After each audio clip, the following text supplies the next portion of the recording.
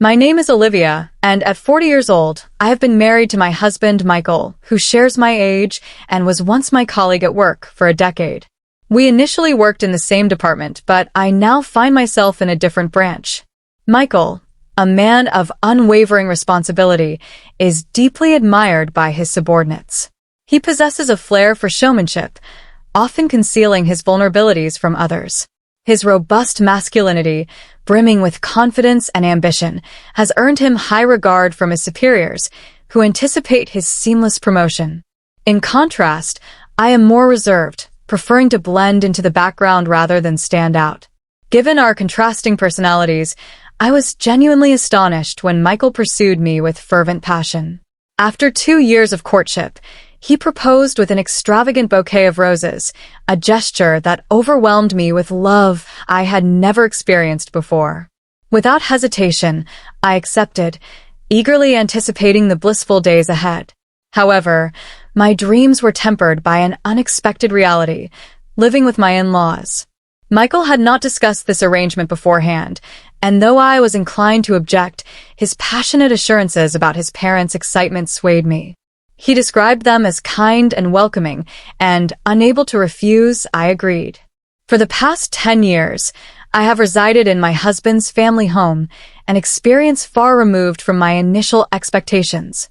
Each morning, as I prepare breakfast for the household, my mother-in-law's criticism begins like clockwork. "Olivia, you neglected to clean the front door again, didn't you?" she chides, her voice sharp. I apologize, but her response is unrelenting. "Don't just apologize, do it properly now." Despite my need to rush to work, I am treated like a servant, compelled to rise at 5 a.m. to cook and clean. My mother-in-law, a housewife with ample time, refuses to contribute to household chores, leaving me to bear the burden alone. Exhausted from my morning tasks, I head to work, only to return home and immediately begin preparing dinner. By bedtime, I collapse, too weary to do anything but sleep. This relentless cycle has persisted for years, leaving me physically unwell and emotionally drained. My mother-in-law, lounging in the living room, savors the breakfast I prepared while reminding me to clean meticulously to avoid neighborhood gossip. "You're going to be late if you don't hurry," she adds, indifferent to my plight. Michael, witnessing this daily ordeal, never defends me, and my father-in-law, absorbed in his newspaper, feigns ignorance. Since moving in with my in-laws, I have endured relentless mistreatment, resulting in significant weight loss and an unhealthy appearance. My mother-in-law cruelly attributes my inability to conceive to my unattractive thinness, ignoring the stress she inflicts as the true cause. Once health-conscious and attentive to my appearance, I now barely recognize myself, consumed by depression from her constant harassment and the shock of my altered reflection. I have become subservient, apathetic, and resigned to my circumstances, rarely leaving the house. Then, tragedy struck. My father passed away suddenly in an accident. I had not visited my family home, an hour's drive away, in years, as Michael and my mother-in-law berated me whenever I expressed a desire to do so. Overwhelmed with regret for not spending more time with him, I pleaded with them to attend his funeral. Their response was callous. "Just let your family handle it," they dismissed, cutting me off. Devastated by their heartlessness, I attended the funeral alone, where my mother, shocked by my gaunt appearance, feared I was ill. Reassuring her, I confided in her about the bullying I endured from my mother-in-law, a revelation that pained her deeply. During our conversation, my mother handed me my father's will, revealing an inheritance of $2 million. Stunned by the sum, I saw a glimmer of hope to escape my oppressive living situation. Returning to my in-laws' home, I resumed my chores, silently contemplating my newfound fortune. Despite my mother-in-law's cruelty, I loved Michael and decided to discuss the inheritance, proposing we build a home of our own. That evening, I broached the subject. "Michael, I inherited $2 million from my father." His excitement was palpable, but before I could suggest our plans, he demanded, "We need to transfer that money to my mom's account immediately." Stunned by his absurdity, I protested, but Michael's anger erupted, insisting a wife's money belonged to her mother-in-law. The next morning, my mother-in-law confronted me, echoing his demands and accusing me of disrespect.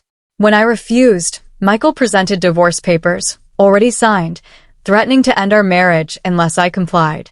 Holding the papers, I realized I had never been supported in this household. I contributed equally to expenses and shouldered all chores, yet was treated with disdain. The attempt to seize my inheritance was the final straw. Seeing the divorce papers as an opportunity, I returned to my mother's home, where her warmth and home-cooked meals brought tears of gratitude. After a week of recovery, I resolved to reclaim my life. I used the inheritance to build a beautiful house, where I now live happily with my mother. On my mother-in-law's birthday, I misled them about the inheritance's arrival, allowing them to leave for a trip. Seizing the moment, I packed my belongings and moved out, submitting the divorce papers upon their return. Their furious calls followed, but I remained firm, informing them of my divorce and cutting ties. Recording their subsequent harassment, I consulted the police, who warned my ex-family. The scandal tarnished Michael's reputation at work, leading to his transfer to a remote branch, effectively derailing his career. My ex-mother-in-law, humiliated, became reclusive, battling depression and suspected dementia, while my ex-father-in-law struggled to care for her. Their fate, I believe, was karma for their cruelty. Now I thrive in my new home, gardening with my mother and rediscovering joy. My health has restored, and I am grateful to be free from my former in-laws, embracing a life of peace and fulfillment. My name is Tanya, a 30-year-old nurse married to Steve, a government employee 2 years my senior. Unlike my previous partners, Steve's honest demeanor captivated me, aligning with my nurturing nature. As a nurse, I find joy in serving others, often lending money or support to those I care for, despite knowing better. This tendency, common among my colleagues, frequently fuels our conversations about relationships. A turning point came during a blind date arranged with fellow nurses, where I met Steve. His quiet, serious nature stood out, contrasting with the flashy men I had dated before. Other women found him plain, leaving me unchallenged to pursue him. After exchanging contact information, I initiated our relationship, which blossomed over 3 years without conflict or betrayal. Confident in our harmony, I proposed marriage, and Steve agreed, leading to our wedding. Steve, a bookworm with minimal dating experience, preferred staying home to read or play online games. His gaming buddies kept him socially engaged, and since dating me, he ventured out more, enjoying our outings despite his indoor inclinations. My in-laws, gentle but elderly, lived 2 hours away. We visited them sparingly after our wedding, exchanging occasional gifts and calls, though my night shifts limited our communication. Our marriage seemed balanced. We shared chores and enjoyed outings when our schedules aligned. However, 3 months ago, I noticed a shift in Steve's behavior. Returning home from work, I found him asleep on the sofa, a beer can nearby, an unusual sight. "You'll catch a cold," I warned, but he dismissed it as an online drinking party with gaming friends. Though unfamiliar with this world, I accepted his explanation, unaware it was a mistake. Similar incidents persisted, and soon I noticed Steve's appearance changing. His hair, once natural, was dyed brown and styled, a stark departure for a government employee bound by strict regulations. "I want to enjoy dressing up while I'm young," he explained, seeking my approval. Unconvinced, I offered a neutral response, unsettled by his transformation. Days later, he got his ears pierced, further fueling my concerns. Was this a midlife crisis? When I confronted him, he brushed it off, retreating to the bedroom. Work demands, exacerbated by a colleague's retirement, left me little time to address these changes. Around this time, Steve began spending weekends at his parents' home, citing his father's ill health. Trusting his concern, I supported him, cooking and texting despite his sparse replies. Just as I resolved to discuss our issues, I received a shocking call at work. Steve had been in an accident and was in our hospital's emergency room. Rushing to the treatment room, I found Steve with a leg injury, his pants cut for treatment. His frantic plea, Tanya, don't look at me, puzzled me, but my attention soon shifted to a tattoo on his uninjured thigh, a woman's name, Yasmin. A colleague revealed Steve was admitted with a woman named Yasmin, who bore a matching tattoo of Steve's name. The evidence was undeniable. Steve was having an affair. Calling my in-laws to reassure them about Steve's condition, I inquired about my father-in-law's health, only to learn he was fine. Steve's weekend absences were a lie, confirming his infidelity. Devastated, I confronted the painful truth, determined to decide my next steps with clarity and resolve. Relief washed over me upon learning that my father-in-law was in excellent health, his recent medical checkup revealing no concerns. Yet, this revelation only deepened the mystery. If Steve wasn't visiting his parents, where had he been spending his weekends? The answer seemed clear. He must have been with Yasmin, the woman with whom he was having an affair. However, I lacked concrete evidence to confirm my suspicions. After completing my shift, I returned home, deliberately avoiding Steve, who remained hospitalized overnight for treatment. Alone in our house, I meticulously searched through his belongings, driven by a need to uncover the truth. The evidence was shockingly easy to find. Photographs of Steve and Yasmin together, hotel receipts tucked away in a drawer, and an email confirmation for a romantic resort getaway. The dates aligned perfectly. Their car accident, a crash on a winding mountain road, must have occurred while returning from this trip. Thankfully, no one else was injured, and neither Steve nor Yasmin faced life-threatening conditions, though Steve's leg injury would likely impair his mobility for some time. As his wife, I should have felt concern, but my heart was numb, consumed by betrayal. I couldn't fathom how Steve had deceived me, fabricating worries about his parents to conceal his infidelity. His recent changes, dyed hair, pierced ears, now seemed influenced by Yasmin's presence. Seeking guidance, I confided in a trusted colleague who recommended a divorce lawyer renowned for handling such cases. The following day, I visited Steve's hospital room, delivering his belongings. He appeared disoriented, claiming amnesia about the emergency room events, but I was indifferent to his excuses. Without engaging in conversation, I left to begin my shift, later meeting with the lawyer. Presenting the evidence, photos, receipts, and emails, he assured me it was sufficient to pursue a divorce with favorable terms. Determined to sever ties swiftly, I couldn't bear the thought of Steve returning to our shared home. My anger eclipsed any lingering sadness, fueled by the sting of his betrayal. I secured a new apartment and moved out, leaving only Steve's possessions behind. Though tempted to initiate divorce proceedings while he was hospitalized, I refrained, wary of complications at my workplace. Instead, I resolved to wait until his discharge. On the day Steve was released, I drove to the hospital to pick him up. "I need to make a quick stop," I said, and he nodded, puzzled but compliant.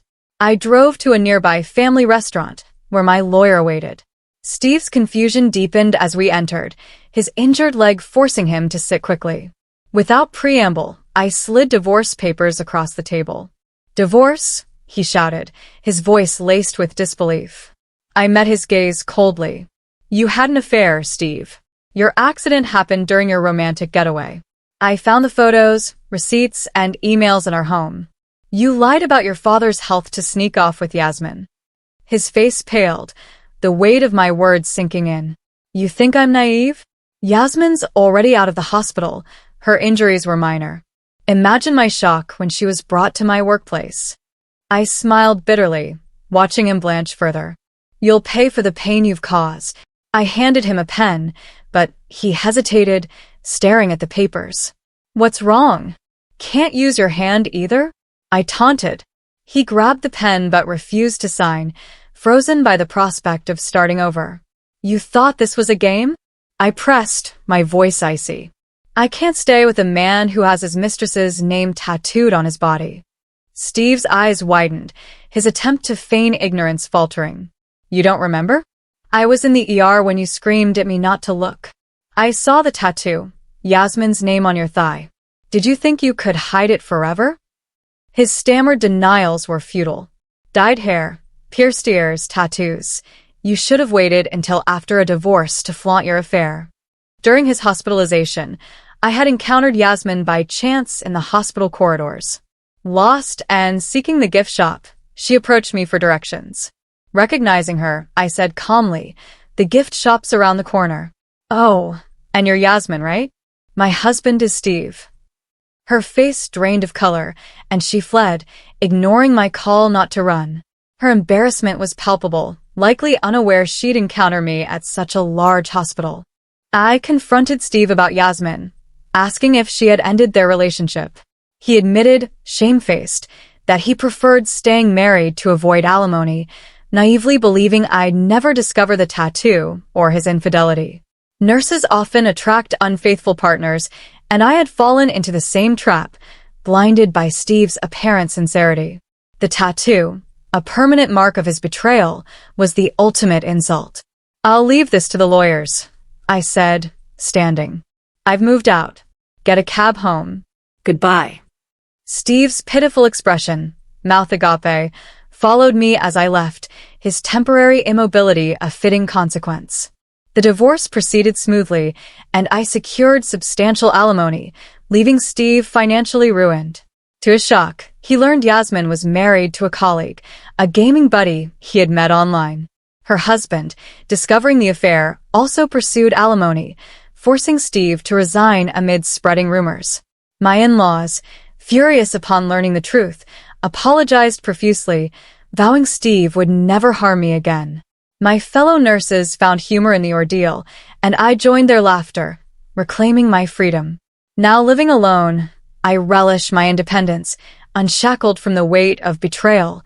Jenny's tearful plea, "Help me, sis," echoed in my mind as she handed me a photograph, her hands trembling. The image depicted my brother Jake at a bar with colleagues, seemingly innocuous. Before I could question her distress, my sister-in-law, Maggie, intervened with a stern, "What are you doing?" She whisked Jenny away, leaving me alone with the photo. Flipping it over, I found Jake's handwriting. "If anything happens to me, please protect my daughter." The words sent a chill through me, igniting a determination to uncover the truth. I'm Alice, 32, working in the office of our family's construction company. My brother Jake, 10 years my senior, was the presumed heir to the business, shouldering immense expectations with diligence. Yet, after high school, he clashed with our father over management policies, confessing his passion for carpentry over corporate leadership. "I love being a carpenter, but I don't want to inherit the business," he often said. When he announced his engagement to Maggie, a vibrant dietitian, our family embraced her warmth. Jake married her and left home, insisting, "I don't want to cause trouble with Dad." Despite his departure, we maintained close contact, sharing lighthearted chats about Maggie's cooking or his day. Years later, their daughter Jenny was born, and Jake's joy as a father was evident. He frequently took her to amusement parks and zoos, his love for her unwavering. When Jenny turned 10, our family hoped to reconcile with Jake, dreaming of reuniting as we once had. Tragically, this hope was shattered when Maggie called me at work, her voice frantic. Jake had fallen from scaffolding during a rainstorm at a construction site and was hospitalized. Stunned, I alerted my parents, and we raced to the hospital through pouring rain. In the hospital room, Jake lay pale and lifeless, the reality of his death crushing me. I collapsed, my feeble cry of "bro," drowned by grief. Maggie wailed dramatically, her theatrics jarring, while Jenny stood silent, trembling with fear. Her expression haunted me, hinting at unspoken terror. At Jake's wake, held at our family home, I retreated to the porch, tears streaming as I gazed at his memorial portrait. His peaceful, yet weary expression stirred questions about his happiness.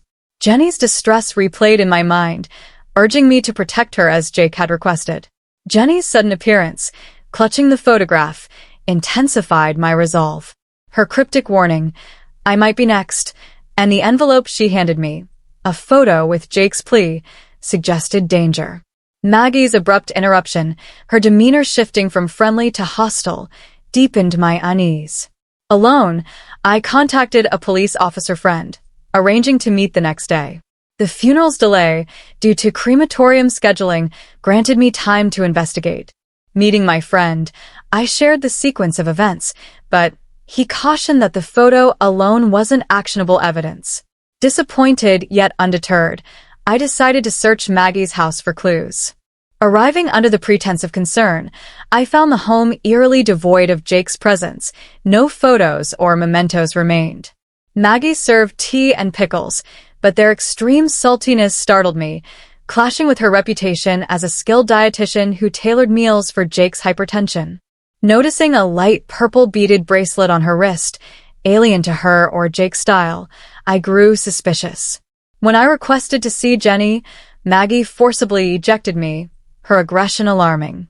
As I pondered my next move, Jenny appeared at a window, signaling silence before tossing me a key wrapped in a note. The key to the shed. Hide it under the potted plant after use. In the shed, I discovered Jake's belongings, including his diary. Its entries revealed Maggie's cooking had grown heavily seasoned, worsening Jake's health despite his protests. He suspected her indifference, noting, "She says, leave it to me. I'm a dietitian." The diary also explained the photo. It showed a colleague, Mr. Johnson, wearing a matching bracelet, hinting at Maggie's affair and a sinister plot. At Jake's funeral, as Maggie prepared to speak, I interrupted, presenting the diary. Jake's death wasn't an accident, I declared, detailing Maggie's harmful meals and the bracelet linking her to Mr. Johnson, Jake's trusted colleague. The crowd stirred as I accused them of an affair and orchestrating Jake's fall, exploiting a rainy day to stage an accident. Maggie's defensive protests crumbled when I revealed Jake's discovery of their incriminating emails, plotting to get rid of him. Mr. Johnson, overcome with guilt, confessed, apologizing to Jenny. My police friend, present at the funeral, arrested them. Maggie and Mr. Johnson received lengthy prison sentences, and Jenny, through a victims' compensation program, received $100,000 to aid her recovery. Traumatized, she initially withdrew, but as her adoptive mother, I nurtured her, watching her smiles return. I vowed to honor Jake by showering Jenny with love, ensuring her safety and happiness. I'm Jessica, 32, married to Ronald for 4 years, and living with my in-laws, who own a bustling restaurant. While Ronald works externally, I left my job to manage their business, handling everything from early morning ingredient sourcing to late-night customer service. The relentless workload, with no rest permitted by my in-laws, has left me exhausted, a concern even regular customers notice. When my younger brother James announced his engagement to Sarah, his longtime girlfriend, I was overjoyed, eager to attend their wedding despite the challenge of securing time off. Approaching my in-laws after closing the restaurant, I mustered courage to request 3 days off for James's wedding. The atmosphere grew tense as my mother-in-law snapped, "You think you're in a position to take time off?" I countered, citing unused paid leave, but her glare intensified. Unexpectedly, Ronald intervened, calming her with a grin, and she reluctantly agreed. Elated, I prepared to stay at my parents' home, an hour's drive away, leaving a note for my still-sleeping in-laws and Ronald. Arriving early, I was enveloped by the comforting aroma of breakfast. My mother's warm embrace and the sight of my father and James filled me with joy after 4 years apart. We chatted animatedly, James glowing as he described Sarah and their wedding plans. I avoided discussing my in-laws' oppressive household, preserving the festive mood. The wedding was enchanting, Sarah radiant, and the day's joy left us exhausted but fulfilled. Reluctant to leave, I decided to request 1 additional day with my family, despite anticipating my in-laws' disapproval. Nervously, I called my mother-in-law, her irritated tone immediate. "When are you coming back?" she demanded. Timidly, I asked to stay another day, met with a prolonged silence followed by a mocking laugh. "You only think about yourself, don't you? Don't bother coming back ever." Shocked, I listened as she suggested I divorce Ronald, claiming he no longer needed me. Confused, I called Ronald, whose casual tone belied any issue. "I asked your mom if I could stay 1 more day," I explained, seeking clarity on her cryptic words. Stunned by my mother-in-law's harsh words, I relayed them to Ronald over the phone. She said I don't need to come back, that we should divorce, and that you don't need me anymore. His silence was heavy, followed by a deep sigh that signaled something ominous. I didn't want to say this, Jessica, but I want to end our marriage. His words hit like a thunderbolt, freezing time. 4 years of marriage, enduring his parents' demanding household to preserve our life together, and now this betrayal. My voice trembled as I asked, why, clinging to a desperate hope that we could mend whatever was broken. My heart pounded, praying his reasoning would offer a path to reconciliation. There's someone else, he admitted, shattering any possibility of salvaging our relationship. The words someone else were a death knell, confirming our marriage was irreparable. Before I could respond, Ronald ended the call, leaving me paralyzed, unable to even cry. My mother approached, her face etched with concern, my father hovering anxiously behind her. What's wrong? She asked softly. Not wanting to dampen the joy of my brother James's wedding, I forced a smile, claiming nothing was amiss despite the divorce looming. My mother sensed my facade but didn't press further, allowing me to immerse myself in the festive atmosphere with James, his new wife Sarah, and our parents. We spent the day laughing and talking, but my cheerfulness was a mask, a desperate attempt to avoid confronting my pain. At a cafe, as our parents ordered drinks, James and Sarah noticed my strained demeanor. Are you okay, Jessica?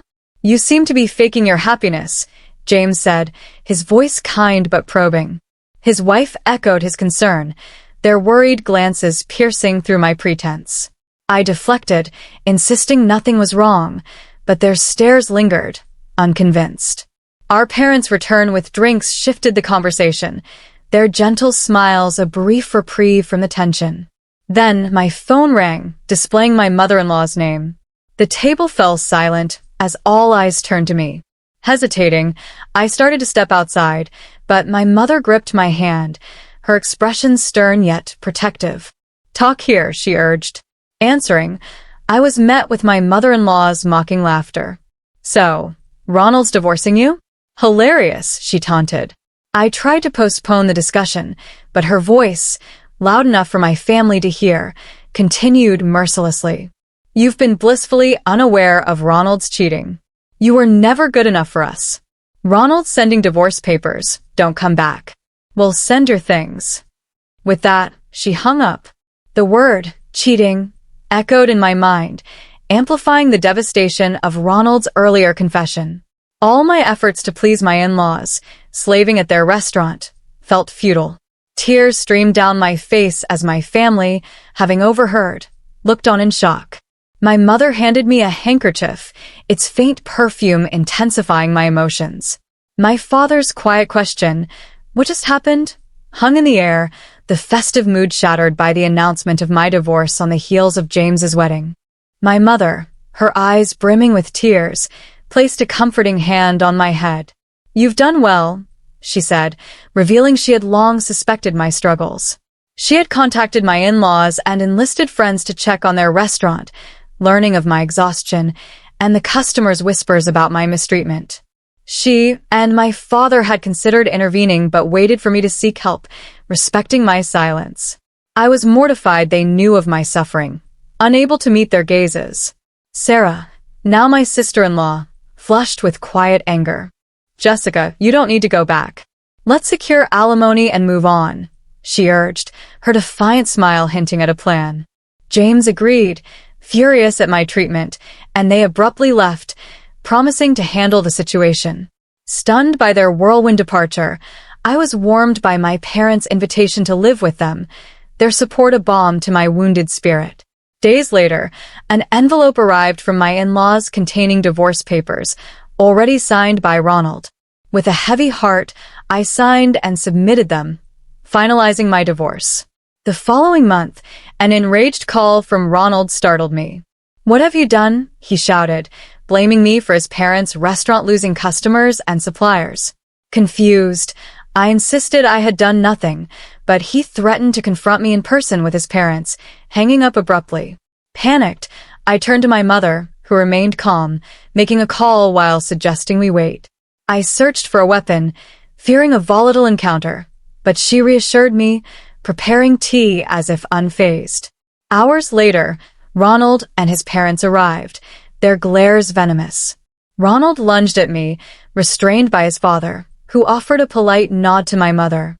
She welcomed them into the living room, her composure unnerving me as we sat in tense silence.